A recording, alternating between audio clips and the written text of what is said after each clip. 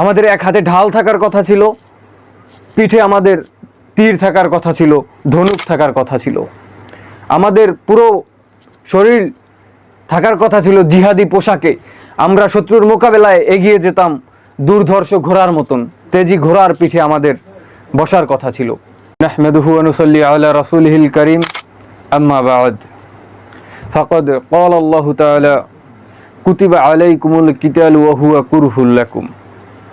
আল্লাহ রাব্বুল আলামিন সূরা বাকারার 216 নম্বর আয়াতে বলেন, তোমাদের উপর জিহাদকে ফরজ করা হয়েছে, অথচ তোমাদের নিকট তা অপছন্দনীয়। এখন এটা বাস্তবেই দেখা যাচ্ছে। প্রতিটা ক্ষেত্রে আমাদের এই জিহাদের এই যে বিষয়টা, এটা থেকে আমাদের অনীহা, আমাদের এই ভালোবাসা, এটা যে কম, এটার প্রতি যে আমাদের ভালোবাসা একেবারে নাই, এরকমেরই একটা বিষয় এখন আমাদের সামনে এসে উপস্থিত হয়েছে।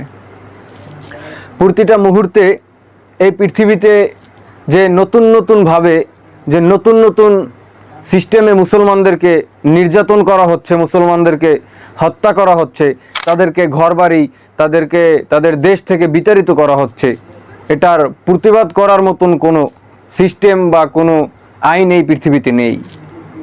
কিন্তু মুসলমানরা যখন কোনো কিছু বলে, মুসলমানরা যখন এর প্রতিবাদ করে, তখন এদেরকে জঙ্গি, মৌলবাদী ইত্যাদি ইত্যাদি নাম দিয়ে তাদের উপর বিভিন্ন আইন, মানবাধিকার বিভিন্নভাবে এটার উপর তাদের এই ক্ষমতা প্রয়োগ করে। কিন্তু এই দুনিয়ায় যেখানে আল্লাহর আইন বাস্তবায়ন হওয়ার কথা ছিল, যেখানে আল্লাহর নিয়ম, আল্লাহর আইন, আল্লাহর কুরআন দিয়ে সমস্ত শাসন ব্যবস্থা চলার কথা ছিল, সেখানে এই পৃথিবীর এই অবস্থা, এটার বিরুদ্ধে কথা বলার মতন সৎ সাহস এই মুসলিম নেতাদের আজকে নাই। মুসলিম নেতারা আজকে নিজেরা ভুলে গেছে যে জিহাদ কাকে বলে। কিন্তু আসলে আমাদের পূর্বপুরুষদের পরম্পরায় আমাদের কেমন হবার কথা ছিল, আমাদের জীবনটা কিভাবে গড়ার কথা ছিল, আমরা কি সেভাবে গড়েছি? আমাদের কোমরে থাকার কথা ছিল তলোয়ার, আমাদের এক হাতে ঢাল থাকার কথা ছিল, পিঠে আমাদের তীর থাকার কথা ছিল, ধনুক থাকার কথা ছিল। আমাদের পুরো শরীর থাকার কথা ছিল জিহাদি পোশাকে। আমরা শত্রুর মোকাবেলায় এগিয়ে যেতাম দুর্ধর্ষ ঘোড়ার মতন, তেজি ঘোড়ার পিঠে আমাদের বসার কথা ছিল। কিন্তু আমরা কি করছি? সামান্য টাকার বিনিময়ে, সামান্য দুনিয়ার সুখের বিনিময়ে, নিজের পরিবার, নিজে ভালো থাকার বিনিময়ে আজকে এই সমস্ত কিছু বিক্রি করে দিয়ে আমরা আমাদের এই উম্মাহকে ঠেলে দিয়েছি বিভিন্ন এই আমাদের এই যে হিন্দু, খ্রিস্টান এবং এই বিধর্মীদের যে ফিতনা, বিধর্মীদের যে প্রোটোকল, সেগুলোর ভিতরে আমরা গিয়ে আমরা তাদেরকে এখন অত্যাচারিত করে ফেলেছি। নিজেদের অত্যাচার নিজেরা কিনে নিয়ে এসেছি। এই যে বহু বছর আগে, 200 বছর আগে, বিগত 200 বছর আগে এটার শুরু হয়েছিল। এই যে গ্রেট গেম, আমি আরও একদিন বলেছিলাম, গ্রেট গেম যেটা এখনও বর্তমানে আমাদের উপর চলমান, এই গ্রেট গেমের মাধ্যমে খিলাফা ধ্বংস হয়েছে, গ্রেট গেমের মাধ্যমে মুসলিম উম্মাহ আজকে বিভক্তি হয়েছে, এই গ্রেট গেমের মাধ্যমে মুসলমানরা আজকে সমাজে লাঞ্ছিত হয়েছে, এই গ্রেট গেমের কারণে মুসলমানরা আজকে এই দরিদ্র হয়েছে। সুদভিত্তিক ব্যবসা বাণিজ্য, প্রতিটা দেশে গণতন্ত্র, প্রতিটা মুমিনের হাতে এখন এই দুনিয়াবি কিতাবসমূহ, এগুলোর মাধ্যমে আমরা আমাদের সমস্ত স্বাধীনতা ভুলে গেছি, সমস্ত অনুপ্রেরণা ভুলে গেছি, সমস্ত ভালোবাসা আমরা এখন এই দুনিয়ার মধ্যে টেনে এনেছি। যেখানে রাসূলুল্লাহ সাল্লাল্লাহু আলাইহি ওয়াসাল্লামের প্রতি ভালোবাসা থাকার কথা ছিল, সেখানে আমাদের এখন সম্পদের প্রতি ভালোবাসা জেগেছে, দুনিয়ার প্রতি ভালোবাসা জেগেছে।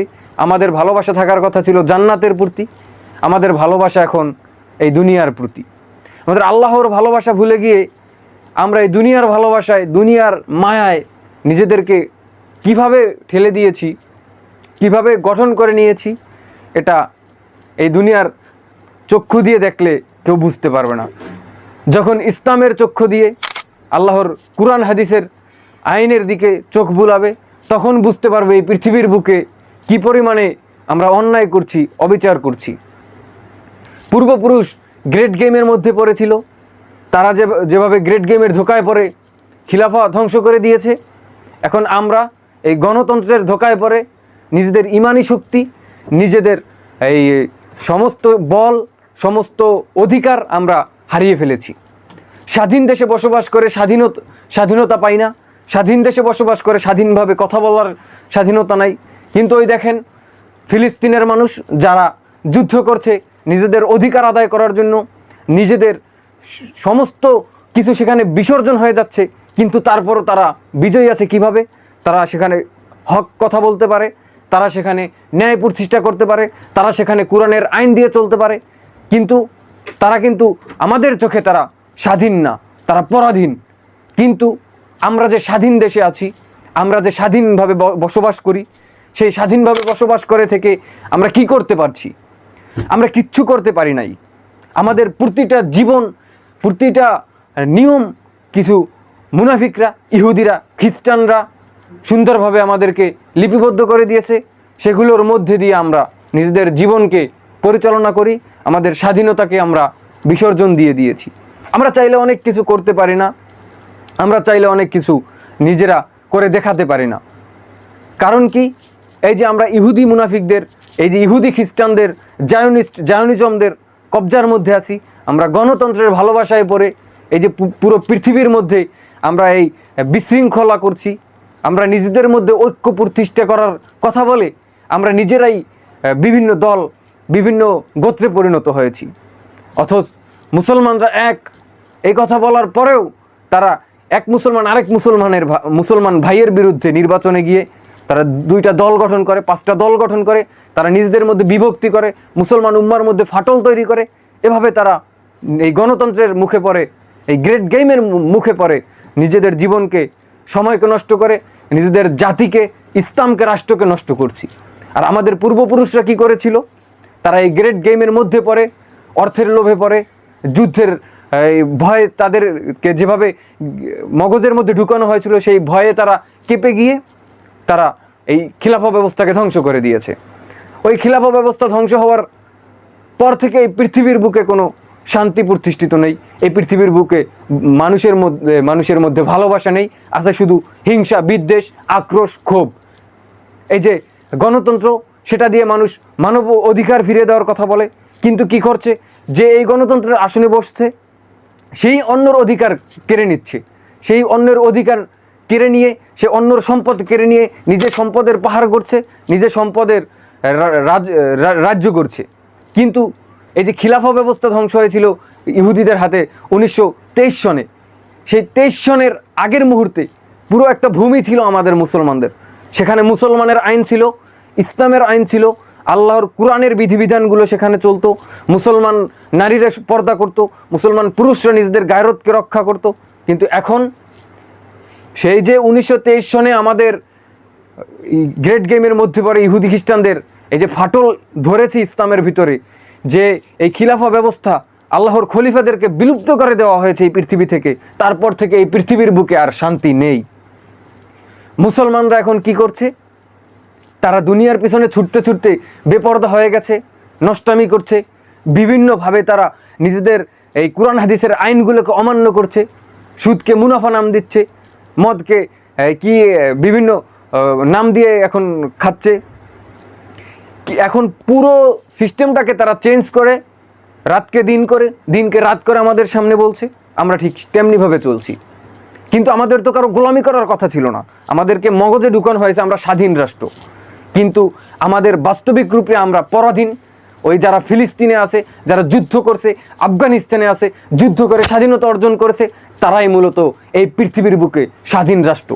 কিন্তু ওরা যারা বলে জাতিসংঘ, ন্যাটো, ওই যত ইউনাইটেড নেশন আছে, যা আছে এই পৃথিবীর বুকে, যত ইহুদি সাম্রাজ্য, যত খ্রিস্টান সাম্রাজ্য আছে, সবগুলো যদি আমাদের উপর নিষেধাজ্ঞা দিতে দিতে, স্যাংশন দিতে দিতে আমাদেরকে নাস্তানাবুদ করে ফেলে, আমাদেরকে পুরো পৃথিবী থেকে গায়েব করে দিতে চায়, নাম মুছে দিতে চায়, তাহলেও আমাদের এই স্বাধীনতা নষ্ট হবে না। কারণ আমরা যদি স্বাধীনভাবে ইসলাম মানতে পারি, আমরা যদি স্বাধীনভাবে ইসলামের কথা বলতে পারি, আমরা যদি স্বাধীনভাবে নিজেদের উম্মাহকে, নিজেদের সংসারকে, নিজেদের মা বোনদেরকে পরিচালনা করতে পারি, তাহলেই সেটা হবে স্বাধীনতা।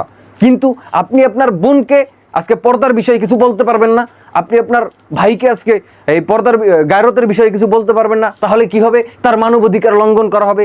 আপনার বোন আজকে রাস্তায় নেমে ওই শাহবাগীদের মতন যখন বলবে ও যে উলঙ্গ থাকতে চাই, তখন আপনি তার বিরুদ্ধে বলবেন, তখন আপনি তাকে একটা চর মারবেন, তখন সেটা তার মানবাধিকারের বাহিরে যাবে, কারণ সেটা তার মানবাধিকার। কারা শিখিয়েছে? ওই ইহুদি খ্রিস্টানরা, জায়নিস্টরা, তারা শিখিয়েছে এভাবে যে তোমার অধিকার, তোমার মন চায়, মন যা চায় তাই করবে, মন যা চায় তাই করবে, এটাই তোমার অধিকার। আর এই অধিকার দেওয়ার জন্য এখন পুরো পৃথিবীতে তারা আবার জাতিসংঘ মানবাধিকার কমিশন করছে। এটা একটা আমাদেরকে ধোঁকা দেওয়ার একটা প্ল্যান, এটাও একটা গ্রেট গেম। এই যে ইহুদিদের সাম্রাজ্য প্রতিষ্ঠা করার, খ্রিস্টানদের সাম্রাজ্য প্রতিষ্ঠা করার, পৃথিবীর বুকে ইসলামকে নিঃশেষ করার এই যে একটা গেম চলছে, এই গেমের একটা অংশ এটা। এটা এই বাংলাদেশে আপনি না হতে দিতে চাইলেও, আপনি হাজারবার রাস্তায় আন্দোলন করলেও এটা হবেই হবে, কারণ আপনি তাদের আওতার মধ্যে আছেন। তারা যেটা চাইবে আপনি সেটাই করবেন, তারা যেটা চাইবেন আপনি করতে পারবেন না।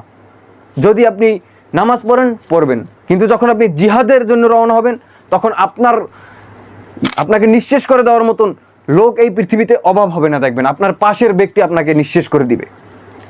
আপনি যখন জিহাদের কথা বলবেন, আপনাকে নিঃশেষ করে দেওয়া হবে। আপনি যখন নামাজের কথা বলবেন, কিছু হবে না, কারণ নামাজ তাদের এই আইনগুলোকে প্রতিষ্ঠা করার জন্য বাধা দেয় না, বাধা দিবে জিহাদ।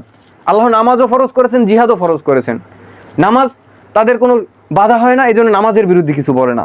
কিন্তু জিহাদ তাদের সমস্ত বাধা হয়, এজন্য জিহাদকে তারা বিলুপ্ত করে দিয়েছে। আপনি জিহাদ করবেন খলিফার একজন ইমামের নেতৃত্বে, সেই ইমামটাকেই সে ধ্বংস করে দিয়েছে, খিলাফাকেই ধ্বংস করে দিয়েছে। এখন আমরা ছুটছি এই যে সেকুলারিজম, তারপর এই যে আমাদের এই গণতন্ত্র, ডেমোক্রেসি, তারপর এই যে আমাদের পুঁজিবাদ, ধর্ম, রাজতন্ত্র ইত্যাদি ইত্যাদি, এই যে বিভিন্ন বিষয় আমাদের মাঝে ছড়িয়ে ছিটিয়ে দেওয়া হচ্ছে। এবং প্রতিদিন নিয়ত ওই মুনাফিকরা কি করছে, আমাদের মাঝে বিভিন্ন মাসাইল, বিভিন্ন বিষয় আমাদের মতভেদ ধরিয়ে দিচ্ছে। সেগুলো নিয়ে আলেম ওলামা পড়ে আছে মুসলিম উম্মাহকে ঈমান রক্ষা করার জন্য, আর ওরা ওদিকে এই মুসলিম জাতিকে ধ্বংস করার জন্য ছুটে আসছে। বিষয়টা এমন যে আপনি নিজে ঈমান রক্ষা করতে চাচ্ছেন, আর ওরা আপনাকেই ধ্বংস করে দিতে চাচ্ছে। মুসলমানদেরকে দিয়ে মুসলমানদের ঈমান নষ্ট করানো হচ্ছে, আর ওরা নিজেদের অস্ত্র দিয়ে ওরা সেই মুসলমান উম্মাকেই ধ্বংস করে দিচ্ছে, নিজের ভূখণ্ডকে ভাগ করে দিচ্ছে। এই পৃথিবীর মধ্যে সমস্ত বেহায়াপনা ছড়িয়ে দেওয়া হচ্ছে। আপনি কি ভুলে গেছেন যে হজরত ইব্রাহিম আলাইহিস সালাতু ওয়াসসালামকে যখন অগ্নিকুণ্ডে নিক্ষেপ করার জন্য তাকে ওই চরকিতে বসানো হয়েছিল, যখন ফেলার জন্য ওই আগুনের ভিতরে, অগ্নিকূপের ভিতরে যখন তাকে ফালানো হবে, তখন সেই রশি যখন চরকি টান দিয়েছিল, তখন কিন্তু সেই চরকি পিছনে এগোচ্ছিল না। কারণ কি? সেখানে ফেরেশতারা সেই চরকি ধরেছিল। কিন্তু শয়তান এসে যখন বুদ্ধি দিয়েছে যে এই চরকি তখনই তারা টেনে ইব্রাহিম আলাইহিস সালাতু ওয়াসসালামকে ওই অগ্নিকুণ্ডে ফেলতে পারবে যখন ইব্রাহিম আলাইহিস সালাম যেখানে আছে ওখানে কিছু যুবক যুবতীকে উলঙ্গ করে ওই নাফরমানি ব্যভিচারী করানো হবে। তখন ওখান থেকে ফেরেশতারা চলে গেল। এটা নমরুদ এটাই করলো ওই শয়তানের বুদ্ধিতে। একটা মানুষের সুরত ধরে এসেছিল, এটা অন্য একদিন বলেছিলাম, সুরত ধরে এসেছিল, তারপর ওই ফেরাউনকে বুদ্ধি দিল। ফেরাউন শয়তানের বুদ্ধি মতন ওখানে 40 জন বা মতান্তরে অনেক আছে নারী পুরুষ ওই অবৈধ মেলামেশা করালো, যুবক যুবতীদেরকে উলঙ্গ হয়ে সেখানে নাচ গান করালো। এরপরে লজ্জায় ওখান থেকে ফেরেশতারা চলে গেল। এরপর ইব্রাহিম আলাইহিস সালামকে ওই অগ্নিকুণ্ডে ফালানো হয়েছিল। অগ্নিকুণ্ডে ফালানোর পরে যা হয়েছিল ওটা অন্য একটা, কিন্তু আমার কথা এটা না। আমার কথা হচ্ছে এই যে নষ্টামিটা, এই যে ব্যভিচারিটা, এই যে বেপর্দা, এই যে উলঙ্গ হয়ে ওখানে নাচ গান করা, ব্যভিচারী করা, এটার মধ্যে কি বুঝেন? এটা আমাদের মাঝে ছড়িয়ে দেওয়ার মূল কারণ আল্লাহর রহমত চলে যাওয়া। আপনার রহমতও চলে যাবে যখন আপনার শহরে, আপনার এলাকায়, আপনার আশেপাশে এই ব্যভিচারিণী নারীগুলো, এই বেপর্দা নারীগুলো যখন আশপাশে ছড়িয়ে ছিটিয়ে পড়বে, তখন আল্লাহর রহমত চলে যাবে, তখন আপনার শক্তি কমে যাবে, তখন আপনি আর ওই বদরের পরিবেশ কায়েম করতে পারবেন না, উহুদের পরিবেশ কায়েম করতে পারবেন না, তখন আপনি মুতার যুদ্ধের মতন 3000 সৈন্য নিয়ে 3 লক্ষ সৈন্য হাঁটিয়ে দিতে পারবেন না। তখন আপনি 3 লক্ষ হবেন, ওরা 3000 হবে, আপনি পরাজয় বরণ করবেন, কারণ আপনার উপর আল্লাহর রহমত নাই। আপনার উপর আল্লাহর রহমত চলে যাবে বেপর্দা থেকে। এই বেপর্দা এখন আমাদের সমাজে কিভাবে যে ঢুকে পড়েছে আপনি কল্পনার বাইরে। আপনি কোনোদিন কল্পনা করতে পারবেন না এত খারাপভাবে, এত অশ্লীলভাবে এই জবানার মেয়েগুলো, এই জবানার নারীগুলো চলাচল করছে। আর আমরা কি করছি? আমরা আমাদের গায়রত নষ্ট করছি, আমরা আমাদের আত্মমর্যাদা নষ্ট করছি। এই বিভিন্নভাবে আমরা ফিতনায় পড়ে গিয়ে এই যে গ্রেট গেমে পড়ে গেছি, এই গ্রেট গেমের মুখ থেকে বেঁচে ফেরার কোনো চিন্তা চেতনা আমরা করছি না, আমরা বুঝতেই পারছি না। আমাদের এইগুলো থেকে বেঁচে ফেরার জন্য, সুন্দরভাবে বেঁচে থাকার জন্য, আমাদের এই দুনিয়াকে, আমাদের এই ধর্মকে, আমাদের এই আমলকে, আমাদের এই ঈমানকে টিকিয়ে রাখার জন্য, আমাদের এই দুনিয়ার মায়া ছেড়ে আমাদের ভালোভাবে বাঁচার জন্য ওই যে ইয়া আইয়ুহাল্লাযীনা আমানুত্তাকুল্লাহ ওয়া কুনু মাআস সাদিকিন, আমাদের সত্যবাদীদের সাথী হতে হবে।